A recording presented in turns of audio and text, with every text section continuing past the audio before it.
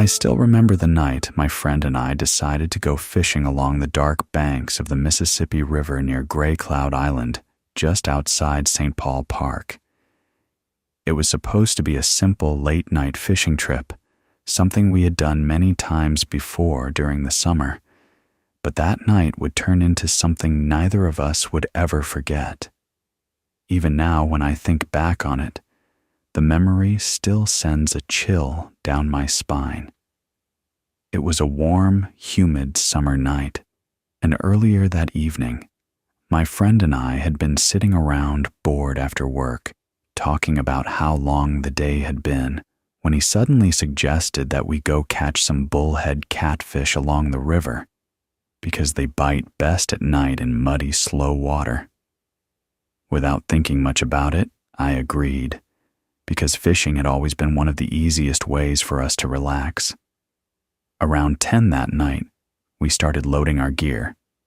I grabbed 2 fishing rods, a bucket for fish, a lantern, and a folding chair, while my friend brought night crawlers and a container of stink bait that smelled so strong it made us laugh when he opened it. We tossed everything into the bed of my black Toyota Tundra and climbed inside. The engine started with a deep rumble, and we pulled onto the quiet road heading south. At first, the drive felt completely normal as we passed gas stations and the last few lights of town, but the farther we drove, the darker and quieter the road became. Houses slowly disappeared until the road was surrounded by trees and open fields. Eventually, we turned onto the narrow road leading toward Gray Cloud Island, and the moment we crossed the small bridge onto the island, the air felt different. It was cooler and heavier, and a thin layer of fog drifted across parts of the road. Tall cottonwood trees lined both sides, forming a tunnel that blocked much of the moonlight, and my headlights were the only light cutting through the darkness. My friend rolled down the window and took a deep breath of the night air and said it smelled like good fishing weather. I laughed and told him if the bullheads were hungry, we might fill a whole bucket before midnight. After driving a few minutes deeper into the island, we found a small dirt turnout near a trail that led down to the riverbank. I parked the truck so the headlights faced the trail, just in case we needed extra light later. When I shut off the engine, the silence felt strange. The only sounds were frogs croaking somewhere in the wetlands and the soft rustling of leaves in the trees above us. We grabbed our rods and lantern and walked down the short trail toward the river. The lantern light bounced off tree trunks and tall grass as we moved, and the path was only about 20 yards long, but the woods felt darker with every step. When we reached the riverbank, the view opened into a small sandy patch where the water of the Mississippi River moved slowly past, under the dim moonlight. The surface looked dark and smooth, except for small ripples moving across the current. We set the lantern beside our chairs and baited our hooks with the stink bait that smelled terrible, but always worked well for bullhead catfish. Soon, both our lines were in the water. For the first half hour, everything felt peaceful and normal. Frogs croaked in the distance, insects buzzed around the lantern, and the river made its steady, calming sound as it moved past the shore. We talked about work, about past fishing trips, and about random things while waiting for a bite. A few times our lines twitched slightly, but nothing strong enough to hook a fish. Eventually, my friend leaned back in his chair and joked that the bullheads must already be asleep. That was when the night slowly began to change. At first, the change was subtle. One moment the frogs and insects were making their usual noise, and the next moment their sounds began fading away. Within minutes, the entire riverbank felt unnaturally quiet. My friend looked up and asked if I noticed it too. He was right. The frogs had stopped croaking, and even the insects around the lantern seemed to vanish. The only sound left was the slow movement of the river. I tried to shrug it off by saying maybe a deer or coyote had passed nearby and scared everything quiet. But deep down, something about the silence felt wrong. Several minutes passed before my fishing rod suddenly twitched. I grabbed it quickly, thinking a fish had taken the bait. The line pulled slightly before going slack again. When I reeled it in, the bait was gone. Something had taken it without getting hooked. I rebaited the hook and cast it back into the water. That was when we heard the first scream. At first, it sounded faint and distant, drifting through the woods somewhere behind us. My friend turned slowly and asked if I heard it. I nodded, but said it might just be a fox, because foxes sometimes make screaming sounds that almost sound human. For a moment, we both tried to believe that explanation. Then the scream came again. This time, it was louder and closer. The sound stretched into a long, painful cry that echoed through the trees and rolled out across the river. The hair on my arms stood up immediately. My friend grabbed the lantern and pointed it toward the trail behind us, but the light only illuminated a few tree trunks before fading into darkness. I called out, asking if someone needed help, but there was no answer. For several seconds, the woods remained silent. Then the scream came again, even closer, and it sounded exactly like a woman crying out in pain. My chest tightened with unease. My friend whispered that maybe someone had gotten lost in the woods. We both stood there, staring into the darkness, trying to see where the sound had come from. That was when I noticed something near the edge of the trees. At first, it looked like a pale shape hidden in the shadows, but the longer I stared, the more it began to resemble the outline of a person. I slowly raised my hand and pointed. My friend followed my gaze. About 20 yards away, standing between the trees, was the figure of a woman wearing a long white dress that hung loosely to the ground. Her dark hair covered most of her face, and she wasn't moving at all. She simply stood there watching us. My heart began pounding in my chest. My friend whispered that maybe she needed help, and I called out, asking if she was okay. She didn't answer, and she didn't move either. She simply stood there beneath the trees, while the lantern light flickered across the white fabric of her dress. A cold feeling slowly spread through my chest, because something about the way she stood there felt completely wrong, as if she had been standing there long before we arrived and had simply been waiting for us to notice her.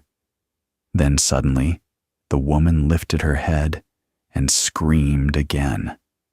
The sound exploded through the night air so loudly that both of us jumped back in shock, and that was the moment everything started to go very wrong. The scream that came from the woman standing among the trees echoed across the dark water of the Mississippi River and rolled through the woods of Gray Cloud Island like something alive. And for a moment, my friend and I stood completely frozen, because the sound didn't feel normal at all. It felt angry and full of pain at the same time. And when the echo slowly faded, the entire forest fell back into that same unnatural silence that had settled over the riverbank earlier. I remember my heart pounding so loudly in my chest that it almost felt like the woman could hear it. The lantern beside us flickered slightly as a breeze moved along the water, and the shadows shifted across the sand and trees behind us. When the light moved again, I realized something that made my stomach drop immediately, because the woman was closer now than she had been a moment ago, even though neither of us had seen her move. My friend whispered my name quietly, and asked if I saw it too.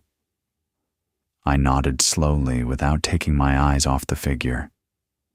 She had been standing about 20 yards away before, but now she looked maybe 15 yards from us. The ground between us was covered in dry leaves and sticks that should have made noise if someone walked across them, yet we had heard nothing at all. I swallowed and called out, asking if she needed help, but the woman didn't answer. She simply stood there with her head slightly lowered and her long hair hanging over her face like a curtain. My friend slowly raised the lantern higher, trying to see her more clearly, and the light stretched farther toward the trail, revealing more of the long white dress she was wearing. The fabric looked old and dirty, as if it had been dragged through mud and water many times. The longer we stared, the more uneasy I felt, because if someone was lost or hurt, they would normally say something or ask for help, but she remained completely silent. Then suddenly, she lifted her head again and let out another scream that sounded even louder and sharper than the ones before. My friend jumped and nearly dropped the lantern. The sound echoed through the trees and slowly faded into the darkness. When the forest became quiet again, the woman began walking toward us.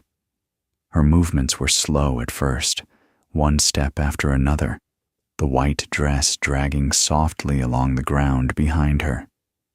Something about the way she moved looked strange, almost like she was gliding rather than walking. My friend whispered that we should leave, and for the first time that night I agreed immediately. We began backing away from the riverbank toward the trail that led up to the road where my black Toyota Tundra was parked. I kept my eyes on the woman the entire time. She continued moving toward us at the same slow pace, never speaking, never stopping. The lantern light briefly illuminated part of her face through the hair, and what I saw made a chill run through my entire body. Her skin looked pale and sunken, and her mouth hung slightly open, as if she was breathing slowly through it. We reached the bottom of the trail and started climbing toward the truck. I glanced back once more and saw that she had closed the distance much faster than expected. She was now only about 10 yards behind us. My friend saw it too and whispered that we needed to hurry. We moved faster up the path, our shoes crunching against gravel and dry leaves. Halfway up the trail, I heard another sound behind us that made my heart nearly stop. It sounded like fast footsteps. I turned just enough to look back and saw the woman running toward us. Her white dress whipped around her legs as she rushed up the trail with a speed that didn't look natural. My friend shouted for us to run, and we sprinted the rest of the way to the road. The moment we reached the top, I ran to the driver's side and threw open the door of the Toyota Tundra, while my friend jumped into the passenger seat. I fumbled with the keys and started the engine, just as my friend slammed the door shut. The headlights blasted across the trail entrance, and for a second, we saw the woman emerging from the trees, staring directly at the truck. In the bright light, her appearance looked even more disturbing. Her dress hung loosely around her thin body, and her hair moved slightly in the night breeze. But what I remember most was the expression on her face. Her mouth was open wide, and her eyes seemed fixed directly on us. Then suddenly, she started running toward the truck again. My friend shouted for me to go, and I slammed the truck into drive and pressed the gas pedal hard. The tires spun in the dirt before gripping the road, and the truck surged forward down the narrow path through the island. I looked briefly in the mirror and saw the woman still running after us for several seconds before the darkness swallowed her. My hands were shaking as I drove through the twisting road surrounded by trees, while we rushed toward the bridge that would take us off the island and back toward the lights of St. Paul Park. Neither of us spoke for almost a minute as the truck roared through the night. Finally, my friend slowly turned around in his seat and looked through the back window. After a moment, he said he thought he could still see her shape standing far behind us on the road, watching the truck disappear. I didn't even want to look. All I cared about was getting off that island. When we finally crossed the small bridge and the street lights of town began to appear again, both of us felt the tension slowly start to leave our bodies. We drove straight to my house without stopping. Once inside, I told my family everything that had happened that night along the river near Gray Cloud Island. They listened carefully and then told us we should perform a spiritual healing ceremony to make sure nothing had followed us home from that place. Later that night, the ceremony was done inside the house, while prayers were spoken for protection and peace. At first, I still felt the fear from the island sitting heavy in my chest, but as the ceremony continued, that feeling slowly faded away, and the house began to feel calm again. By the end of the night, the tension that had been following us since the riverbank was completely gone. My friend said he felt the same way, as if something dark that had been close to us had finally let go. From that day forward, we both agreed on one thing. No matter how good the fishing might be, we would never return to fish on Gray Cloud Island again, because some places along the Mississippi River carry stories and spirits that are better left alone, and escaping that night was more than enough for both of us.